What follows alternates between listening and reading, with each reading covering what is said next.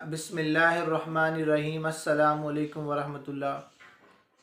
دوستو، رمضان کو پا لینا کتنے بڑے اعزاز کی بات ہے۔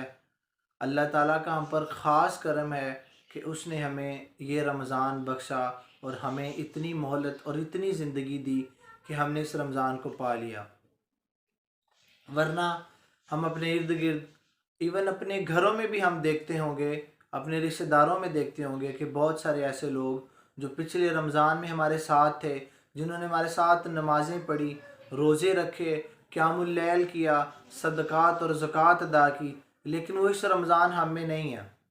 تو یہ اللہ تعالیٰ کا خاص کرم اور خاص احسان ہے کہ اس نے ہمیں یہ رمضان عطا کیا۔ نبی کریم صلی اللہ علیہ وآلہ وسلم کا معمول ہوا کرتا تھا کہ وہ رمضان آنے سے پہلے اللہ تعالیٰ سے دعا کیا کرتے تھے، اللہم بلغنا رمضان، اللہم بلغنا رمضان، اے اللہ ہم رمضان کو پا لیں، ہم خیر و عافیت سے رمضان تک پہنچ جائے۔ نبی کریم صلی اللہ علیہ وسلم کے ایک صحابی تھے، طلحہ بن عبید اللہ رضی اللہ تعالیٰ عنہ۔ انہوں نے ایک دفعہ ایک خواب دیکھا، اور خواب میں وہ کیا دیکھتے ہیں؟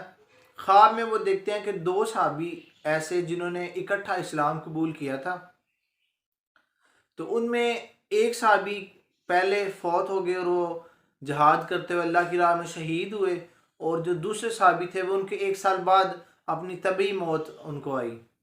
اور جو پہلے صحابی تھے جو شہید ہوئے تھے وہ ویسے بھی زیادہ نیک عمل کرنے والے تھے، زیادہ نیکوکار تھے بنسبت اس صحابی کے جو بعد میں 1 سال بعد جن کی وفات ہوئی۔ تو انہوں نے خواب کیا دیکھا؟ خواب میں انہوں نے دیکھا کہ جو صحابی بعد میں فوت ہوئے ہیں وہ جنت میں پہلے جا رہے ہیں، اور جو پہلے فوت ہوئے ہیں وہ جنت میں بعد میں جا رہے ہیں۔ ان کو بڑا تعجب ہوا، بڑی حیرانگی ہوئی۔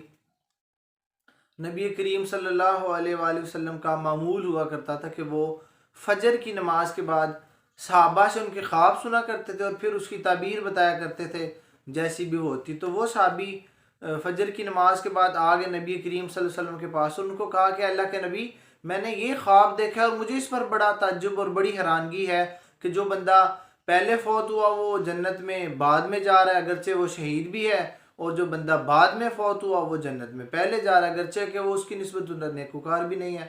تو نبی کریم صلی اللہ علیہ وسلم نے فرمایا کہ جس کو اللہ نے 1 سال زیادہ زندگی دی، اس نے زیادہ نمازیں پڑھی، اور 1 سال اس نے زیادہ عبادت کر لی، اور سب سے بڑی بات کہ اس نے ایک رمضان کو پا لیا۔ اس نے رمضان میں عبادت کی، رمضان میں روزے رکھے، قیام اللیل کیا، اللہ سے دعائیں کی، اللہ سے مغفرت مانگی، تو اللہ تعالیٰ نے اس کو اس بنا پر کہ اس نے ایک رمضان کو پایا اور اس کی 1 سال کی باتیں زیادہ تھی، پہلے جنت میں بھیج دیا اگرچہ وہ پہلے والا بندہ شہید بھی تھا۔ تو کہنے کا مقصد یہ ہے کہ یہ اللہ تعالیٰ کا ہم پر بڑا احسان ہے۔ ہم اگر اپنے ارد گرد دیکھیں تو بہت سارے لوگ اب ہم میں نہیں ہیں جو پچھلے سال ہم میں تھے۔ سلف صالحین کا کیا معمول ہوا کرتا تھا؟ سال کے 12 مہینوں میں 6 مہینے وہ اللہ سے دعائیں کیا کرتے تھے کہ اللہ ہمیں رمضان تک لے جانا، ہم رمضان کو پا لیں، ہم خیر و عافیت رمضان تک پہنچ جائیں۔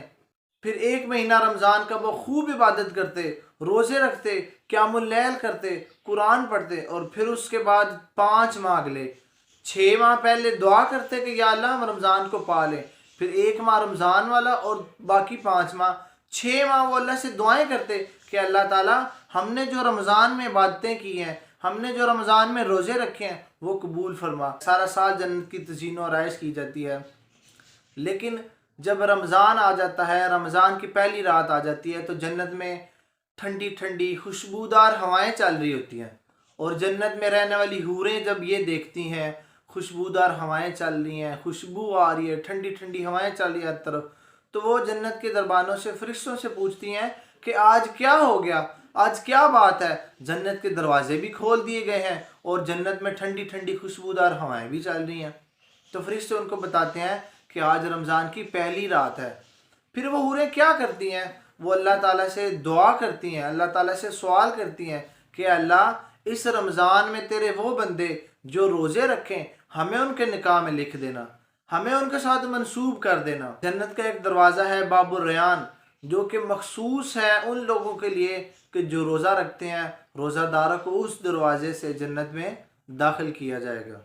رمضان کا روزہ رکھنے کی بڑی فضیلت اور فرضیت ہے، بدقسمتی سے ہم لوگوں نے اس کو فرضیت کیا، ہم نے اس کو سنت اور نفل کے درجے پر بھی کبھی کبھی نہیں ہم لوگ اس کو رکھتے۔ ہم لوگوں نے بہانے گھڑے ہوئے ہوتے ہیں، کیونکہ گرمی میں اکثر روزے آ رہے ہیں تو ہم کہتے ہیں بھائی گرمی ہوتی ہے، کام کرنا ہوتا ہے، بچوں نے پڑھنا ہوتا ہے، بچوں نے ایگزامز دینے ہوتے ہیں، دیہڑی بھی تو لگانی ہے نا۔ حالانکہ روزہ رکھنا ہم پر فرض ہے، اور یہی ہمارا فرض ہے۔ رزق کی ذمہ داری تو اللہ کے پاس ہے۔ حضرت عمر رضی اللہ تعالیٰ عنہ کا دور ہوا کرتا تھا خلافت کا، تو وہ بچوں کو ترغیب دیا کرتے تھے، ان کو سختی سے تاکید بھی کیا کرتے تھے، اور خاص طور پر اپنے بچوں کو کہ وہ روزہ رکھیں، اگرچہ ان کی عمر روزہ رکھنے والی نہیں ہوتی تھی۔ تو صحابہ ان کے پاس آئے چند، تو انہوں نے کہا کہ اے عمر آپ کیوں بچوں کے ساتھ سختی کرتے ہیں اگرچہ ان کی اتنی عمر نہیں ہے؟ تو حضرت عمر رضی اللہ تعالیٰ عنہ نے فرمایا کہ آج اگرچہ ان کی عمر روزہ رکھنے کی نہیں ہے، لیکن اگر آج سے ان کو تاکید کی جائے گی اور ان کو روزے کی ٹریننگ دی جائے گی تو وہ اس عمر تک پہنچنے سے پہلے پہلے روزہ رکھنے کے قابل ہو جائیں گے، وہ روزہ رکھنا شروع کر دیں گے۔ اللہ تعالیٰ کا شکر ہے کہ اس نے ہمیں یہ رمضان دیا، لیکن اس کے ساتھ ساتھ ہمیں سوچنا ہوگا کہ ہم رمضان میں کس طرح داخل ہو رہے ہیں۔ ہم رمضان میں جا تو رہے ہیں، اللہ سے ہم اس کی مغفرت، رحمت اور جہنم سے آزادی طلب کریں گے۔ کیا اس مبارک مہینے کو گزارنے سے پہلے ہم نے اپنے دلوں کو صاف کر لیا؟ ہم نے اپنے گریبان میں جھانک لیا؟ ہم نے سوچ لیا کہ اگر ہم نے کسی کے ساتھ زیادتی کی ہے، اگر ہم نے کسی کا حق کھایا ہے، کسی کو بولا ہے، اس سے معافی مانگ لیں؟ جب ہم نے حج پر جانا ہوتا ہے یا عمرے پر جانا ہوتا ہے تو ہم کیا کرتے ہیں؟ ہم لوگوں کے گھر جا کر ان سے معافی مانگتے ہیں کہ بھئی ہمیں معاف کر دینا۔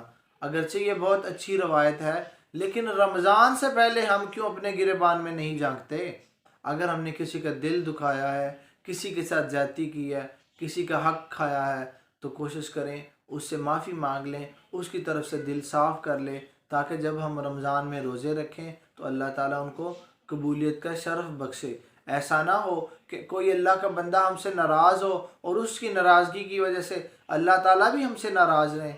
اور رمضان کو فرض عبادت سمجھ کر خوب محنت کریں، خوب اللہ تعالیٰ کی عبادت کریں، خوب دعائیں کریں، روزے رکھیں، قیام اللیل کریں۔ دو ایسی عبادتیں ہیں جو باقی دنوں میں اس طرح نہیں ہو سکتی جس طرح وہ رمضان میں ہوتی ہیں، روزہ اور قیام اللیل، ان دونوں کا اہتمام کریں۔ اللہ سے دعا ہے کہ اللہ مجھے اور آپ کو اس کی توفیق دے۔ السلام علیکم ورحمۃ اللہ۔